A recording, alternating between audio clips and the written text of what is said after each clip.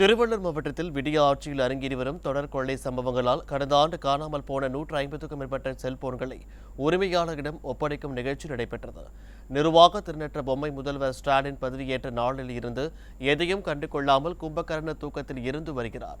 இதனால் தமிழகத்தில் ஒவ்வொரு நாளும் கொலை, கொள்ளை, பாலியல் வன்கொடுமை என சட்டம் ஒழுங்கு சீரழிந்து கொண்டிருக்கிறது. இந்நிலையில் திருவள்ளூர் மாவட்டத்தில் கடந்த ஆண்டு மட்டும் ஏராளமான செல்போன்கள் காணாமல் போனதாக தொடர் புகார் எழுந்தது. இதனைத் தொடர்ந்து காணாமல் போன 23,10,000 ரூபாய் மதிப்பிலான 154 செல்போன்கள் கண்டுபிடிக்கப்பட்டு சம்பந்தப்பட்டவர்களிடம் ஒப்படைக்கப்பட்டன. இருப்பினும் நாளுக்கு நாள் நிகழும் திருட்டு சம்பவங்களை கட்டுக்குள் கொண்டுவர முடியாமல் விடியா அரசின் ஏவல் துறை திணறிக் கொண்டு இருப்பதாகவும் பொதுமக்கள் ஆதங்கம் தெரிவிக்கின்றனர்.